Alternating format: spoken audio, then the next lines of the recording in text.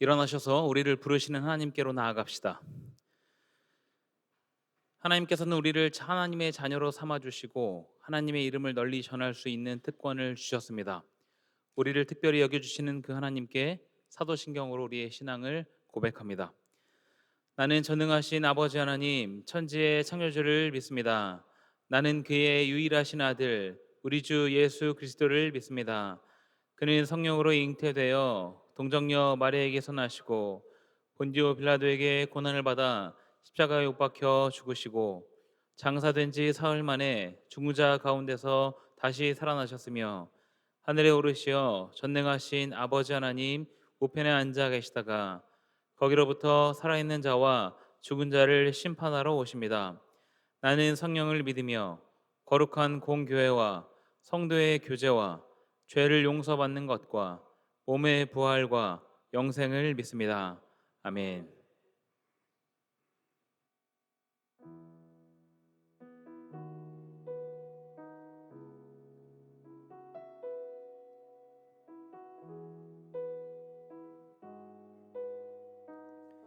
함께 고백합시다. 오 주님, 오 주님, 당신은 내 삶 구석구석까지 감찰하시며 나를 응원하시는 분, 내 길을 밝혀서 영원한 생명의 길로 인도하시며 나를 격려하시는 분, 크고 작은 갈등을 겪곤 하지만 항상 결국 당신을 선택합니다. 나의 유일한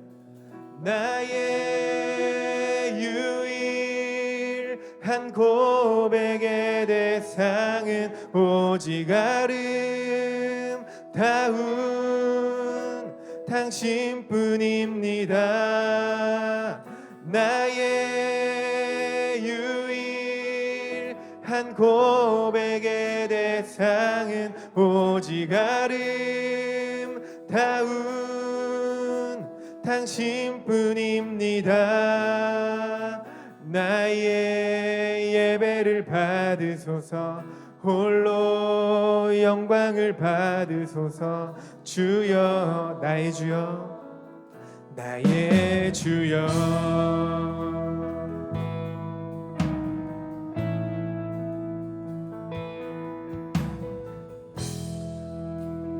다시 처음부터 함께 고백하겠습니다. 오 주님,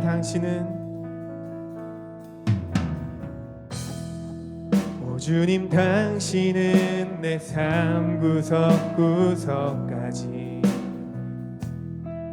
감찰하시며 나를 응원하시는 분, 내 길을 밝혀서 영원한 생명의 길로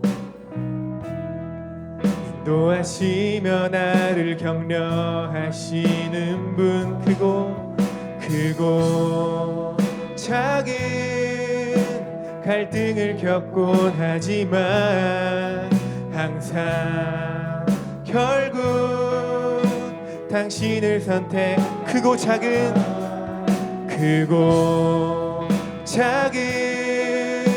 갈등을 겪곤 하지만 항상 결국 당신을 선택합니다. 나의 유일한 고백의 대상은 오직 아름다운 당신뿐입니다.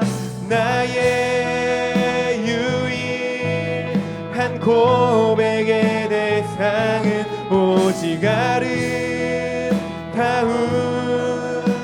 당신. 나의 유일한 고백의 대상은 오직 아름다운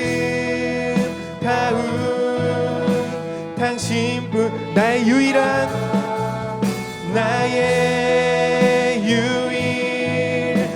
고백의 대상은 오직 아름다운 당신. 나의 예배를 받으소서. 나의 예배 홀로 영광을 받으소서. 홀로 영광을 받으소서. 주여 나의 주여 나의 예배를 받으소서. 나의 예배를 받으소서. 홀로 영광을 받으소서. 주여 나의 주여. 우리의 예배를 받으신 하나님께 영광의 박수를 드립시다. 아멘.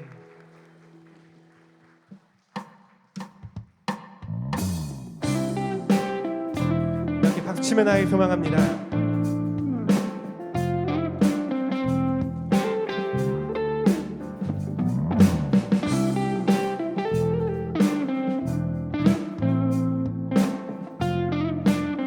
고백합시다. 어두운 날 다 지나고 어두운 날 다 지나고 그가 빛을 발하리. 쓰러져 가는 우리 영혼 주가 붙잡아 주시리. 우린 쉬지 않으리. 이 길에 끝이 있으니 한 걸음 한 걸음 주와 함께 걸으리. 우리의 걸음이 끝나는 그날 매 순간 함께 하시니 우리를 안아주시리. 더 이상 눈물 없으리. 당신의 그 나라 안에서 이제 영원히 주 품 안에서 우리 찬양하겠네. 우리 가는 이 길 세상이 미련하다 해도 우리는 주가 보여주신 그 한 소망이 있으니 어둠의 조각조차 그곳에 발들이지 못해 당신의 나라에 우리 영원히 거하네.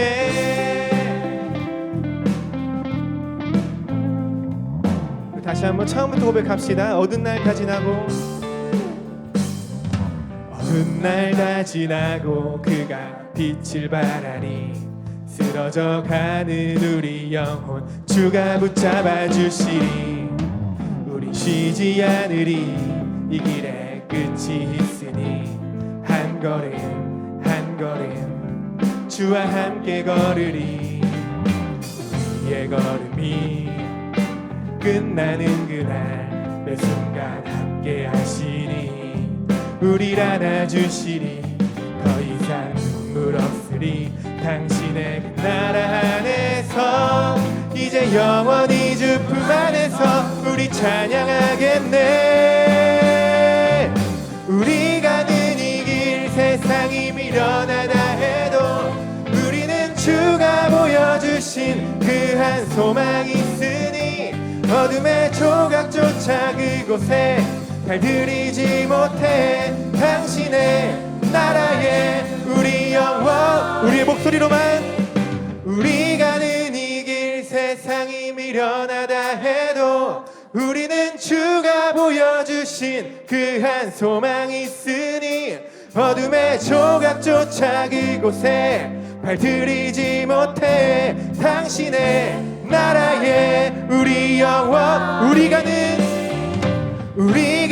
이 길 세상이 미련하다 해도 우리는 주가 보여주신 그 한 소망이 있으니 어둠의 조각조차 그곳에 발들이지 못해 당신의 나라에 우리 영원. 당신의 나라에 우리 영원히 거하네.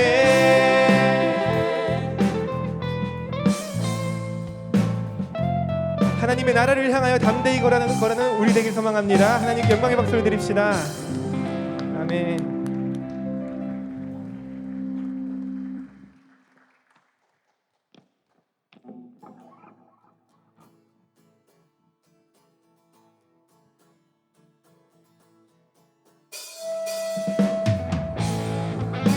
박수 치며 나갑시다.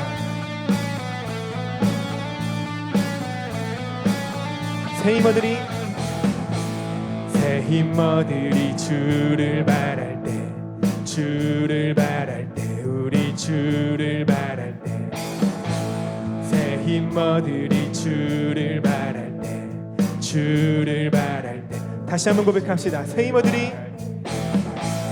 새 힘머들이 주를 바랄 때 주를 바랄 때 우리 주를 바랄 때 새 힘머들이 주를 바랄 때 주를 바랄 때 우리 주를 바랄 때 주님 통치하시네 소망 구원 주시는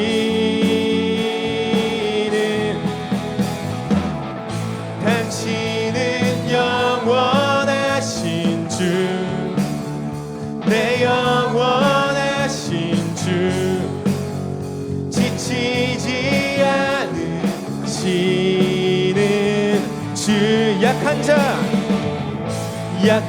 자 방패되시며 위로자 되신 주 독수리 같은 힘주 처음부터 고백합시다.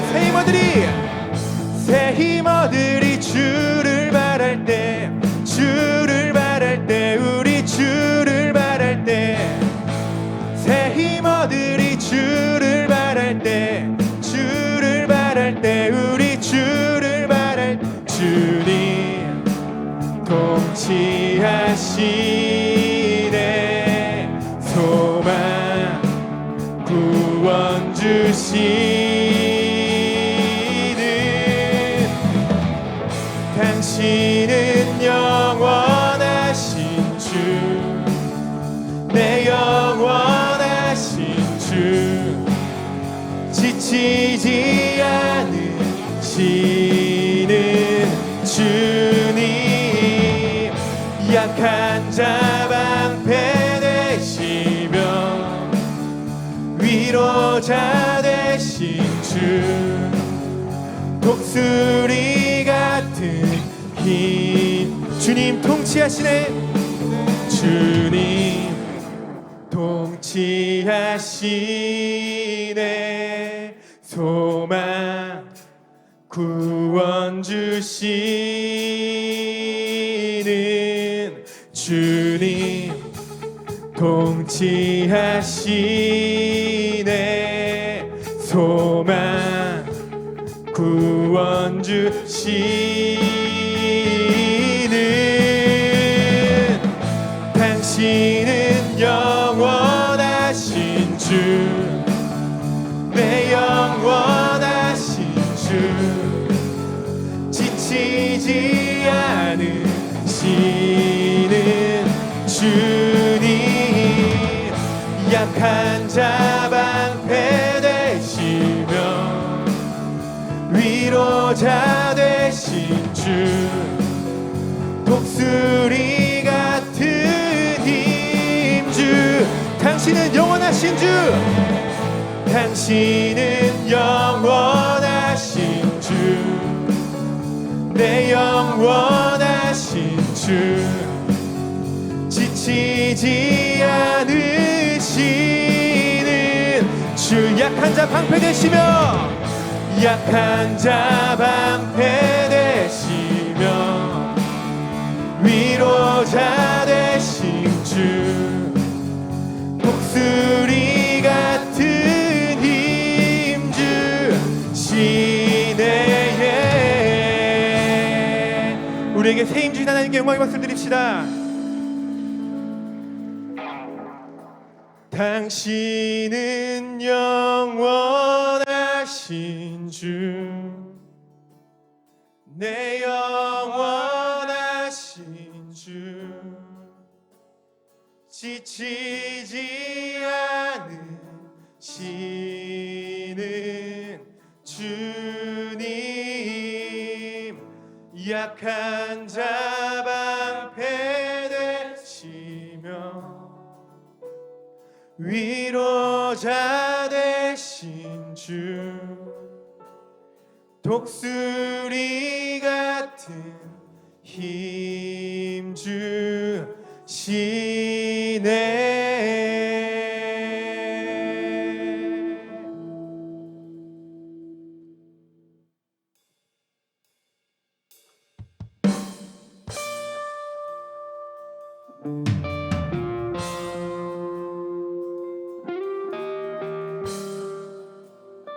함께 고백하며 나아갑시다. 내 삶의 소망,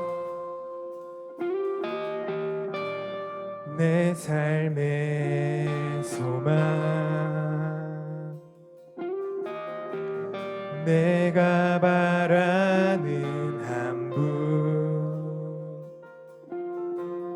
예수 닮기를 내가 원하네.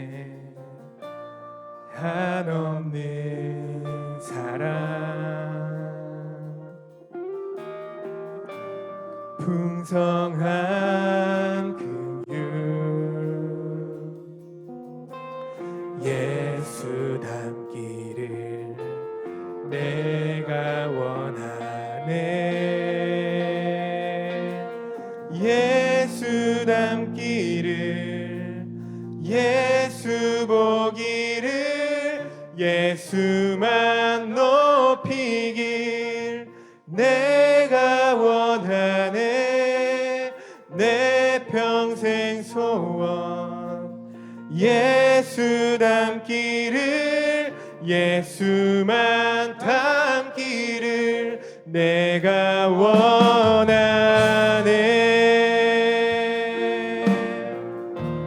온유하시고 온유하시고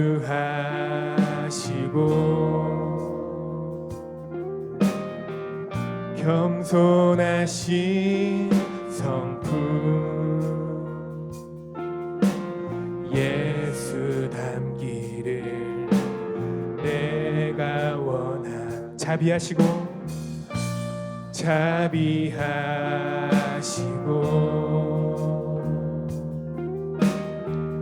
위로자 되신 주, 예수 닮기를 내가 원하네. 예수 닮기를, 예수 보기를, 예수만 높이길 내 평생 소원, 예수 닮기를, 예수만 닮기를 내가 예수 닮기를, 예수 닮기를, 예수 보기를, 예수만 높이길 내가 원하네. 내 평생 소원, 예수 닮기를, 예수만 닮기를 내가 원하네.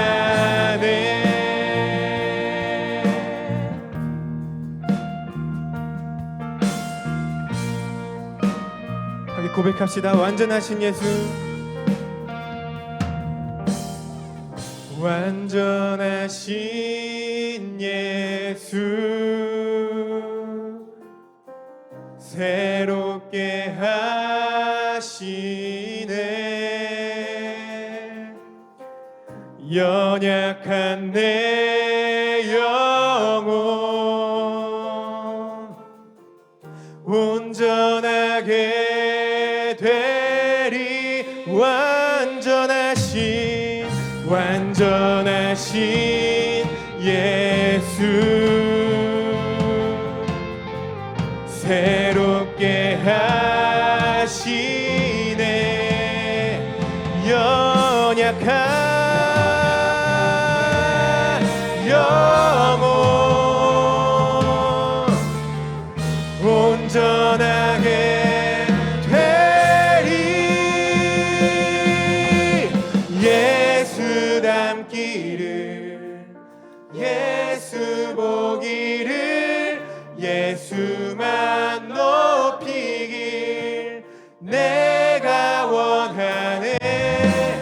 내 평생 소원 예수 닮기를, 예수만 닮기를 내가 예수 닮기를, 예수 닮기를, 예수 보기를, 예수만 높이길 내가 원하네.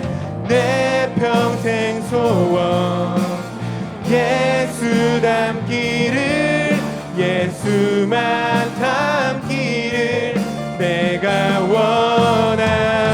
함께 기도하며 나아갑시다. 기도할 때에 주님 예수 그리스도를 따라 살아가는 우리가 되게 해주시옵소서. 주님이 우리의 중심 되셔서 세상 가운데 그리스도인으로 살아갈 수 있는 삶을 허락하여 주시옵소서. 함께 기도하며 나아갑시다. 기도하겠습니다. 사랑해 주님 감사합니다. 이 시간 주님의 말씀 받아갑니다.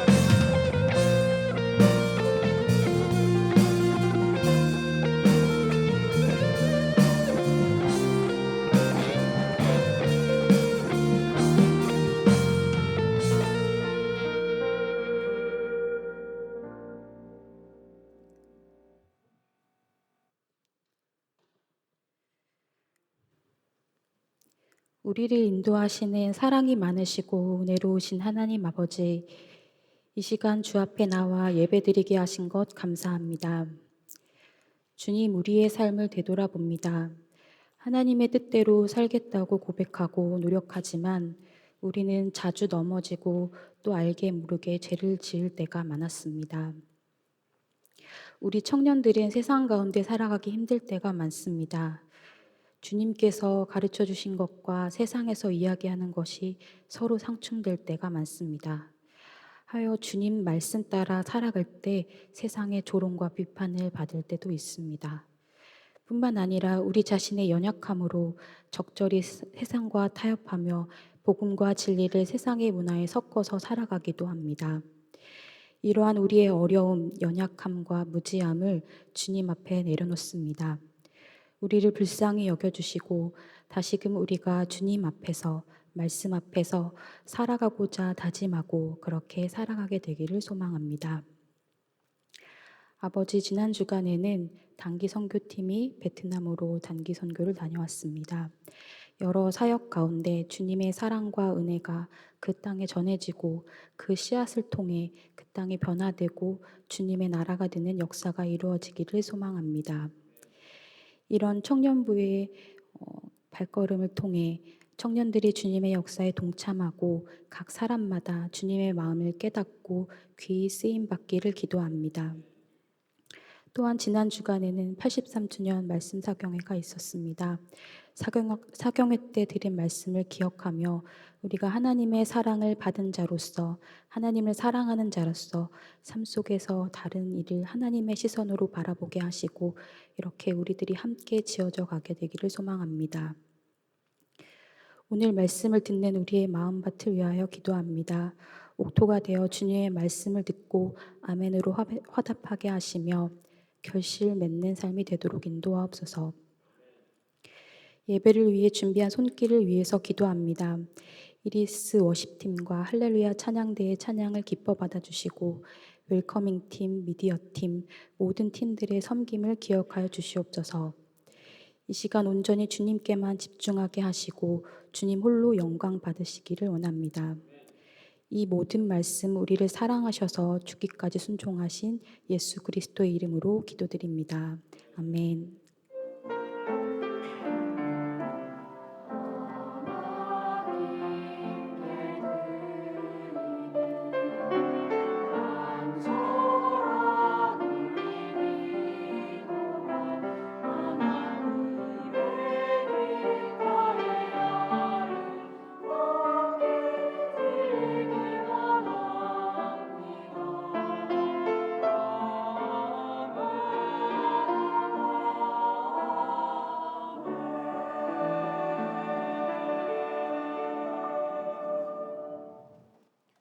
이 시간 찬양하며 마음과 뜻을 다해 봉헌합니다.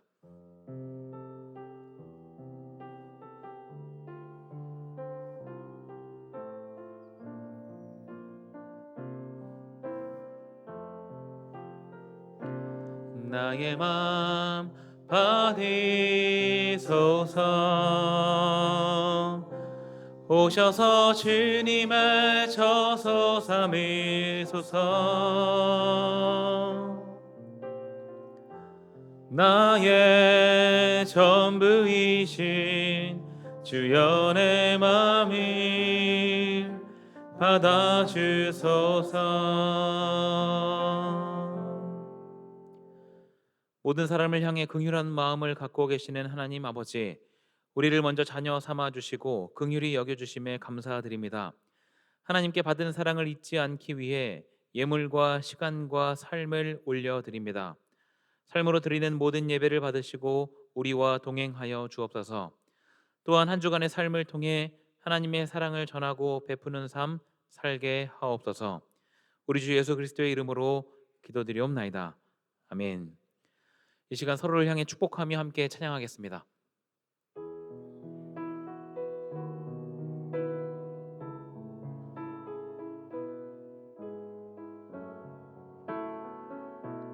시냇가에 심겨진 찬양합니다. 시냇가에 심겨진 나무들처럼 너의 삶이 주님과 늘 함께하길. 기쁠 때나 슬플 때 어느 때라도 하나님 함께 하시네. 박수로 서로를 격려하겠습니다. 교회 소식 알려드립니다. 오늘은 성령 강림절 주일입니다. 보혜사이신 성령님께서 우리에게 찾아오심을 기억하며 성령의 능력에 힘입어 살아가는 모든 성도님들 되시기 바랍니다.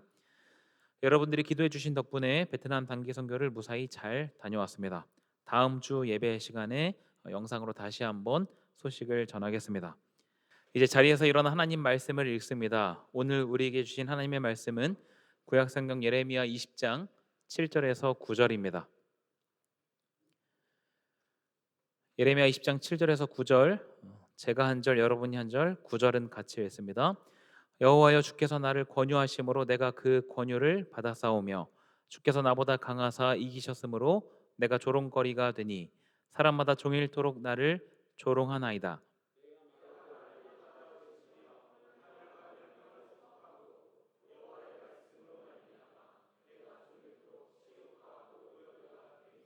함께 읽습니다. 내가 다시는 여호와를 선포하지 아니하며 그의 이름으로 말하지 아니하리라 하면 나의 마음이 불붙는 것 같아서 골수에 사무치니 답답하여 견딜 수 없나이다. 아멘.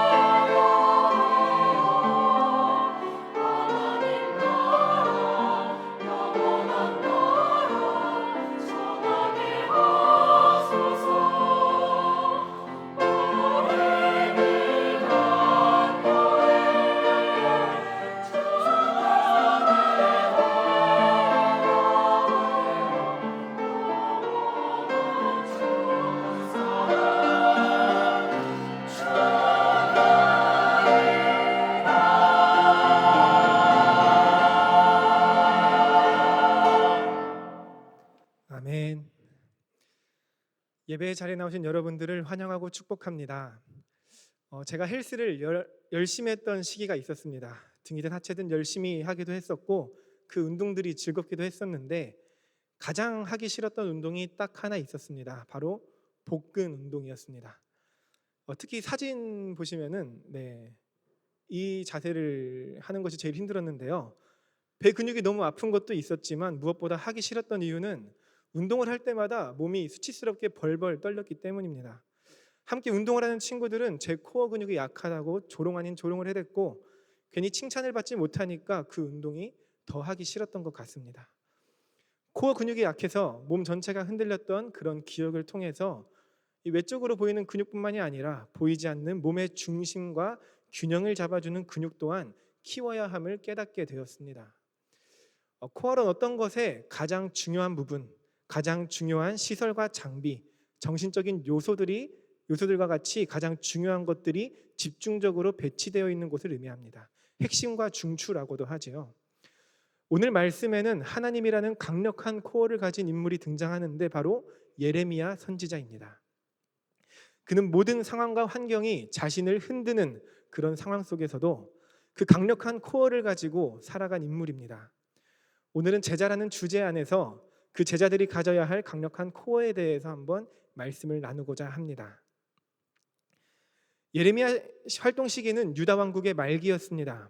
북이스라엘은 아수르에 의해 애당초 멸망하였고 남유다는 바벨론과 애굽이라는 강대국들에게 강력한 위협을 받고 있었습니다. 그 강대국들은 남유다를 속국으로 삼기 위해서 그들끼리 치열한 경쟁을 벌이기도 했는데요. 유다는 그 강대국 사이에서 양측의 눈치를 보며 정치적 줄타기를 했습니다.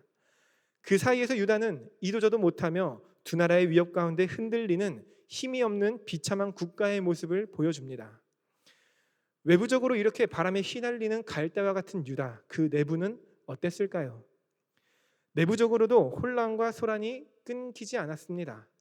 먼저 그들과 가장 밀접하게 연관되어 있던 현실은 정치적인 문제였습니다. 앞서 말씀드렸듯 유다는 바벨론과 애굽 사이에서 정치적 줄타기를 하며 둘 모두에게 잘 보이려고 노력하였으나 결국 그러한 모습으로 인하여 두 나라 모두에게 미움을 받게 되는 그런 상황이 펼쳐지게 됩니다. 또한 유다는 사회 전반적으로 부패와 불의가 만연해 있었습니다. 예레미야는 그 사실에 대해서 명백히 고발합니다. 예레미야 5장 1절입니다. 너희는 예루살렘 거리로 빨리 다니며 그 넓은 거리에서 찾아보고 알라. 너희가 만일 정의를 행하며 진리를 구하는 자를 한 사람이라도 찾으면 내가 이 성읍을 용서하리라. 정의를 행하는 자들을 한 사람조차 찾기 어려울 만큼 부패한 현실을 보여주고 있습니다. 유다의 지도자들은 가난한 자들을 착취하였고 불의로운 일들을 일삼았습니다. 권력자들은 계속해서 살찌고 윤택해져 갔지만 가난한 이들은 억울함 속에 나날이 그 육체가 말라만 갔습니다. 그들은 자기들의 배만 배불리 채울 뿐 공정한 심판을 하지 않았습니다. 가장 중요한 것은 영적 문제였습니다. 이스라엘 백성들은 하나님뿐만이 아니라 이방신이었던 바알과 아세라를 함께 섬기며 영적인 무기력함에 휩싸였습니다. 더 심각한 것은 그들을 하나님께로 이끌어야 할 종교 지도자들도 타락했습니다.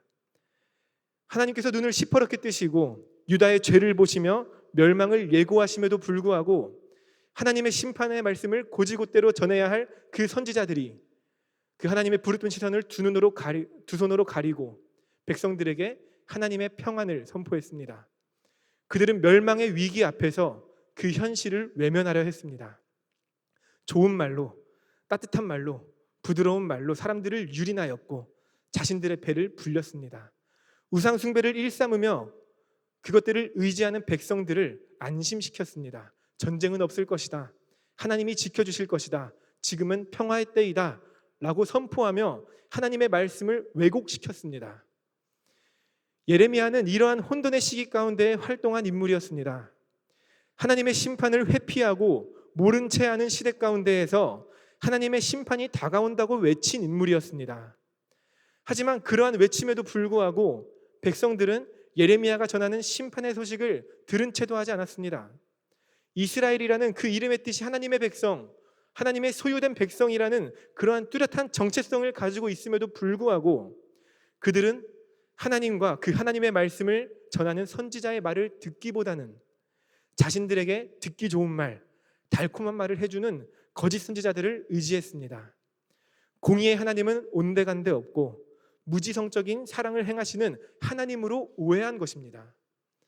또한 그 주변 강대국들의 힘을 더욱 의지하면서 그들의 신, 그들의 우상을 더욱 예배하는 모습을 보여줬습니다.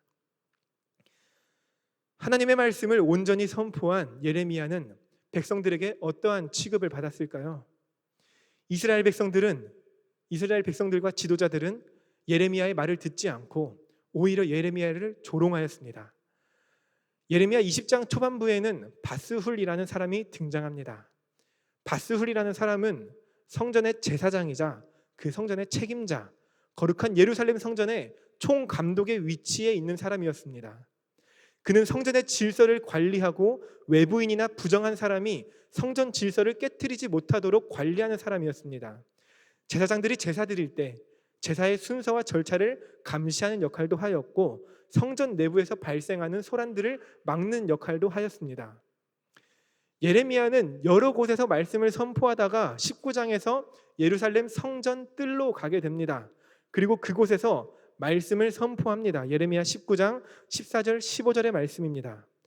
예레미야가 여호와께서 자기를 보내사 예언하게 하신 도벳에서 돌아와 여호와의 집 뜰에 서서 모든 백성에게 말하되 만군의 여호와 이스라엘의 하나님께서 이와 같이 말씀하시되 보라 내가 이 성읍에 대하여 선언한 모든 재앙을 이 성읍과 그 모든 촌락에 내리리니 이는 그들의 목을 곧게 하여 내 말을 듣지 아니함이라 하시니라. 예레미야는 하나님의 말씀을 여과 없이 선포하였습니다. 그 말씀을 들은 성전 책임자이자 제사장이었던 바스훌, 그가 만약 진정 하나님을 사랑하는 사람, 거룩한 성전의 책임자였다면, 적어도 하나님의 존재를 인식하고 있는 사람이었다면 예레미야의 이 말씀 선포에 귀를 기울이며 그 일에 동참하는 것이 마땅했습니다. 그러나 바스훌은 예레미야의 그 말씀에 분노하게 됩니다. 바스훌은 예레미야에게 폭력을 행사하였고 말씀을 선포하지 못하도록 나무고랑으로 목을 채워서 가두었습니다. 이는 유다가 얼마나 영적으로 무감각한 암흑기를 맞이했는지 보여주는 대목이기도 합니다. 제사장에게 매를 맞는 예레미야를 보면서 백성들은 예레미야를 어떻게 생각했을까요? 예레미야는 거짓 선지자라는 그런 소문이 돌지 않았을까요? 예레미야는 옳은 말을 했음에도 불구하고 권위자에게 징계를 받은 너무나도 억울한 상황을 맞이하게 되었습니다. 이러한 일이 있은 후에 오늘의 말씀이 펼쳐집니다. 예레미야 20장 7절에서 9절의 말씀 다시 한번 함께 읽겠습니다. 여호와여 주께서 나를 권유하심으로 내가 그 권유를 받았사오며 주께서 나보다 강하사 이기셨으므로 내가 조롱거리가 되니 사람마다 종일토록 나를 조롱하나이다. 내가 말할 때마다 외치며 파멸과 멸망을 선포함으로 여호와의 말씀으로 말미암아 내가 종일토록 치욕과 모욕거리가 됨이니이다. 내가 다시는 여호와를 선포하지 아니하며 그의 이름으로 말하지 아니하리라 하면 나의 마음이 불붙는 것 같아서 골수에 사무치니 답답하여 견딜 수 없나이다. 아멘. 예레미야의 극심한 내적 갈등과 그의 불붙는 듯한 소명이 공존하는 모습을 볼 수 있습니다.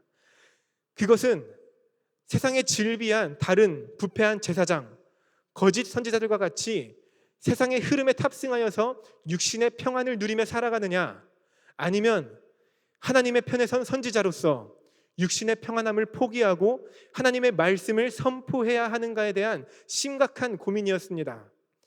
이전에 하나님의 말씀을 거침없이 선포했던 예레미야는 어떤 꿈을 꾸면서 그 말씀을 선포했을까요? 백성들이 자신의 선포를 듣고 하나님께 통곡하며 온전히 회개하는 가슴 벅찬 상상을 하진 않았을까요? 그들이 눈물로써 회개하며 하나님이 기뻐하시는 이스라엘 공동체가 되는 그러한 가슴 벅찬 꿈을 꾸진 않았을까요? 그런데 예레미야가 마주한 현실은 어땠습니까? 하나님의 이끄심에 따라서 사역함에도 불구하고 상황도 환경도 예레미야를 뒷받침해 주지 않았습니다. 하나님을 멀리 떠나서 무너져가는 세상 가운데에서 하나님의 말씀을 온전히 선포하는데 예레미야에게 돌아온 보답은 사랑하는 백성들의 조롱이었습니다. 심지어 자신을 적극적으로 지지해주고 응원해줘야 할 바스훌에게도 폭력을 당하며 내동댕이 쳐졌습니다.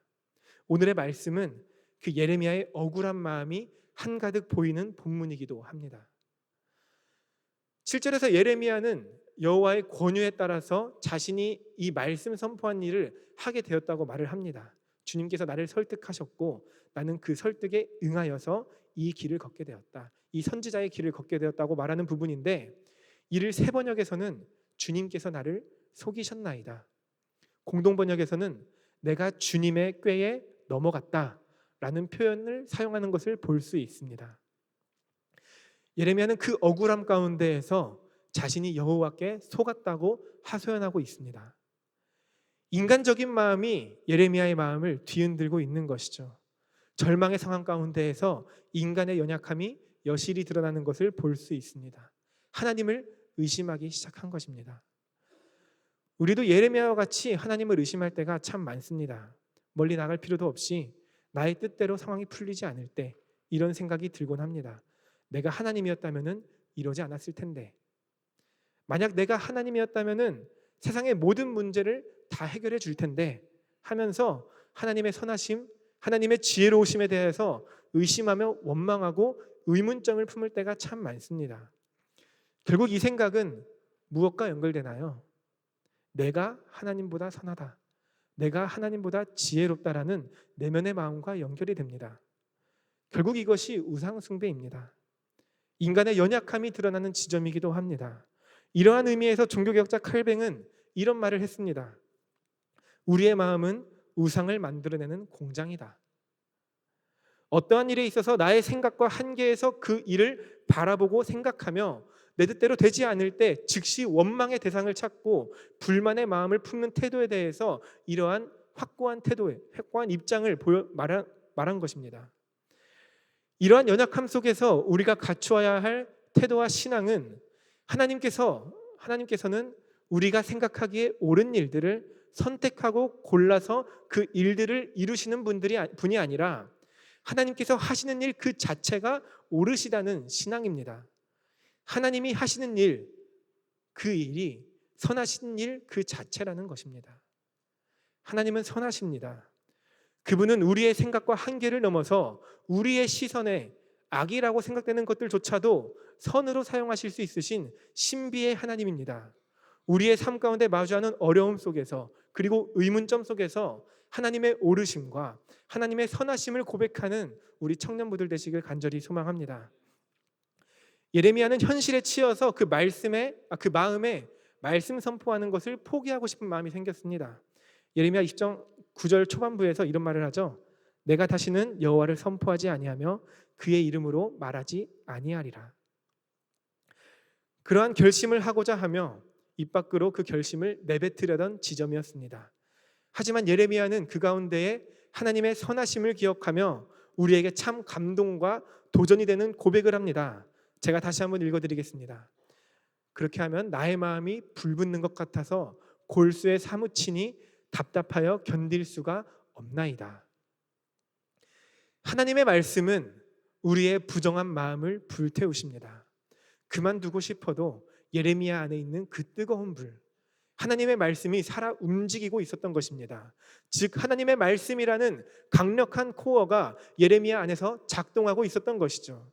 그 강력한 코어가 하나님을 떠나고자 했던 예레미야의 그 부정한 마음과 생각을 다시 움직이게 했습니다. 예레미야가 마주한 삶의 현실은 차가웠으나 그 안에 있는 하나님의 말씀, 하나님의 코어가 불붙듯 뜨겁게 요동쳤습니다. 그 마음이 다시 하나님을 향할 수 있도록 예레미야를 인도하신 것입니다. 우리의 마음은 보통 나 자신을 향해 있습니다. 내가 더 잘되고, 내가 더 인정받고, 내가 더 안전해지기 위해서 애쓰며 살아갑니다. 예레미야는 그 현실과 신앙의 양 방향 사이에서 갈등을 겪었습니다. 세상에서 인정받으며 잘 사는 거짓 선지자가 될 것인가, 아니면 하나님께 인정받는 참 선지자가 될 것인가. 예레미야의 마음은 결국 하나님을 향하게 되었습니다. 결국 하나님 편에 서겠다는 다짐을 한 것이죠.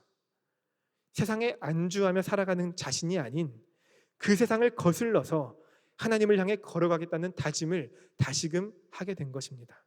내가 세상의 조롱을 받을지라도, 내가 믿는 이에게 거절을 당할지라도 하나님을 가장 두려워하며 하나님을 가장 사랑하는 그러한 삶을 살아간 것입니다. 예레미야가 만약 하나님보다 사람을 더 두려워했다면 그는 사람들에게 조롱당했을 때 그 일을 그만뒀을 것이고, 사람들에게 매맞았을 때 그 일을 그만뒀을 것이고, 자신의 편이 되어줘야 할 그러한 제사장에게 거절당했을 때 그 일을 그만두었을 것입니다. 하지만 그는 하나님을 향한 뜨거운 마음이 있는 사람이었기 때문에 이 어려운 상황 속에서도 다시 마음을 붙잡고 방향을 다시 하나님께로 돌릴 수 있었습니다. 여러분은 무엇을 두려워하며 사시나요? 우리 그리스도인들은 세상의 조롱과 세상의 인정보다 하나님의 시선을 의식하며 하나님을 경외하며 살아가야 합니다. 무엇보다 하나님을 향한 신앙이 차가워지는 것을 경계하며 살아야 합니다. 성경에는 이러한 제자의 모습을 보여주는 사람이 참 많습니다. 하지만 특히 사도 바울이 보여주는 모습은 우리에게 큰 도전을 선사합니다. 사도행전 14장 19절에서 21절의 말씀 제가 읽어드리겠습니다. 유대인들이 안디옥과 이고니온에서 와서 무리를 충동하니 그들이 돌로 바울을 쳐서 죽은 줄로 알고 시외로 끌어내치니라. 제자들이 둘러섰을 때에 바울이 일어나 그 성에 들어갔다가 이튿날 바나바와 함께 더베로 가서 복음을 그 성에서 전하며 많은 사람을 제자로 삼고. 사도 바울은 복음을 선포하다가 사람들에게 돌에 맞게 됩니다. 예수 그리스도가 구원자라는 복음을 전했기 때문입니다. 이 메시지는 유대교 전통의 근간을 흔드는 진리의 선포였기 때문에 유대인들은 자신들의 말씀과 율법에 대한 전통과 권위를 지키기 위해서 사람들을 선동했습니다. 그리하여 바울은 사람들에게 돌에 맞아 쓰러지게 됩니다. 사람들은 바울이 걸레짝이 된 것을 보고 죽은 줄만 알고 성 밖으로 그 시체를 버려버립니다. 그러나 사도 바울은 얼마 지나지 않아서 다시 그 자리에서 탁탁 털고 일어나서 바나바와 함께 다시 더베라는 지역으로 가서 복음을 선포하며 많은 제자들을 세우게 됩니다. 자신의 몸이 만신창이가 됐을지라도 자신 안에 있는 그 뜨거운 복음을 선포하는 일을 멈출 수가 없었던 것이죠. 예레미야와 사도 바울의 공통점이 무엇이었나요? 그 둘은 마음 가운데 불붙는 것 같은 이 답답한 현실을 방관하는 것보다 자신의 몸이 불에 타 없어질 것만 같은 그런 고통을 겪을지언정 자신의 그 신앙을 지킨 사람들이라는 것입니다. 그들은 자신들의 외적인 환경보다 내적인 요소, 그 신앙을 따라 살아간 사람들입니다. 이 둘이 마주한 상황과 환경은 계속해서 차가워져가며 계속해서 매맞는 삶을 살았지만 그들의 강력한 코어가 그들을 뜨겁게 움직일 수 있도록 힘을 주시며 인도하셨습니다. 세상 사람들에 비해 더 못 누리고 더 못 살지언정 하나님을 포기하지 않는 삶이었습니다. 제자의 삶은 보기 좋은 화려한 길을 걷는 것이 아니라 옳은 길을 걷는 것입니다. 하지만 우리가 그 예수의 발자취를 따르겠다고 결단한다고 해서 그 길이 늘 평탄한 것만은 아닙니다. 수많은 성경의 인물들을 보면은 하나님의 뜻을 따르는 삶에는 언제나 고난이 함께 왔습니다. 예레미야도 마찬가지였고 사도 바울도 마찬가지였습니다. 그 외에도 요셉, 아브라함, 야곱, 다윗, 스데반 등 그들은 세상에서 환영받는 길이 아니라 세상으로부터 오해를 받고 미움받으며 원망을 사는 길을 걸었습니다. 그 이유는 성경과 세상은 서로 다른 것을 바라보기 때문입니다. 세상은 자기중심적으로 인간의 본성을 따라 살아가라고 말하지만 성경은 하나님의 뜻에 중심을 두고 하나님을 의지하며 하나님의 말씀을 묵상하고 살아가라고 말하고 있습니다. 같은 방향이 아닌 정반대의 방향 가운데에서 서로 충돌이 일어날 수밖에 없는 것이죠. 우리 하나님은 그러한 충돌과 갈등이 일어나는 지점 가운데에서 우리가 무엇을 중심 삼고 살아가야 할지를 배우게 하십니다. 고난을 없애주시는 것이 아니라 고난 가운데에서 동행하시면서 말씀을 따라 살아갈 수 있도록 인도해 주신다는 것이죠. 이것이 바로 하나님의 말씀을 중심으로 살아가는 제자들의 삶입니다. 상황이 아니라 그 중심, 그 코어를 통하여 제자인지 아닌지가 드러나게 된다는 것이죠. 외부의 조건이 아니라 내 안에 있는 강력한 코어, 하나님을 향한 나의 중심이 나의 삶을 움직이게 만들고 그 나의 움직임으로 말미암아 내가 세상의 코어가 되어서 세상을 변화시켜 나아가는 것입니다. 그러니 우리는 날마다의 삶 가운데에서 고민하고 생각하며 질문해야 합니다. 내가 따라가는 것은 무엇인가? 내 삶을 움직이는 그 중심, 내 코어는 무엇인가? 하나님의 말씀인가? 아니면 세상의 소리인가? 오늘 찬양 중에 예수 닮기를이라는 찬양이 있었습니다. 그 가사가 이랬습니다. 온유하시고 겸손하신 성품, 한없는 사랑과 풍성한 긍휼, 자비하시고 위로자 되신 주, 예수 닮기를 내가 원하네. 나 혼자 살기도 힘든데 찬양의 가사는 나 자신을 내려놓는 듯한 그러한 내용들을 고백하고 있습니다. 그 삶을 누가 알아주나요?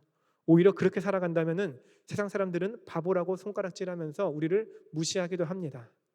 하지만 우리 안에 우리의 중심에 예수 그리스도가 살아계시기에 그분이 우리와 동행하시기 때문에 우리는 충분히 이 그리스도인들을 무시하고 그리스도인들을 바보라고 손가락질하는 세상 가운데에서 충분히 살아갈 수 있습니다. 무엇보다 이러한 현실 속에서 살아가는 우리들을 예수님께서 지켜보고 계십니다. 그러한 믿음을 가지고 하나님의 말씀과 말씀이신 예수의 삶을 우리의 원동력으로 삼으시는 모든 청년분들과 성도님들 되시기를 간절히 소망합니다. 함께 기도하겠습니다. 사랑이 풍성하신 하나님 아버지, 우리를 이 자리로 불러주시고 말씀 듣게 하시니 감사드립니다. 주님, 우리는 연약하여서 매일의 삶 속에서 흔들리고 의심할 때가 많지만 예레미야와 같이 하나님을 경외하며 말씀을 따라가는 마음으로 우리를 지켜주시옵소서. 무엇보다 하나님의 생각이 우리의 생각보다 크심을, 하나님이 이루시는 모든 일들이 선하신 이름을 기억하며 살아가게 해 주시옵소서. 늘 우리의 중심 되어 주시고 우리가 믿고 따르겠다고 그 결단한 그 길을 꾸준히 그리고 성실하게 걸어갈 수 있도록 인도하여 주시옵소서. 그리하여 주님 보시기에 아름다운 제자의 삶으로 우리를 인도하여 주시옵소서. 날마다의 삶에서 우리를 지키시고 인도하시는 예수님의 이름으로 기도드립니다. 아멘. 함께 파송 찬양하심으로 함께 일어나셔서 파송 찬양 부르겠습니다.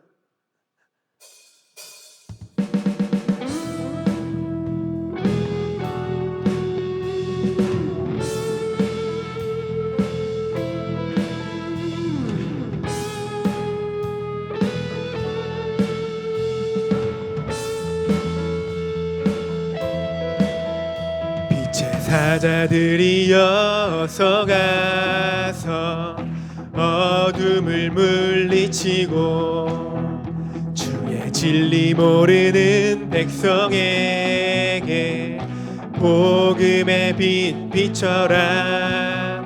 주님 부탁하신 말 순종하여 이 진리 전파하라. 산을 넘고 물 건너 힘을 다해 복음의 빛 비춰라. 빛의 사자들이여 복음의 빛 비춰라. 죄로 어두운 밤 밝게 비춰라. 빛의 사자들이여 빛의 사자들이여 복음의 빛 비춰라. 죄로 어두운 밤 밝게 비춰라. 빛의 사자들이여.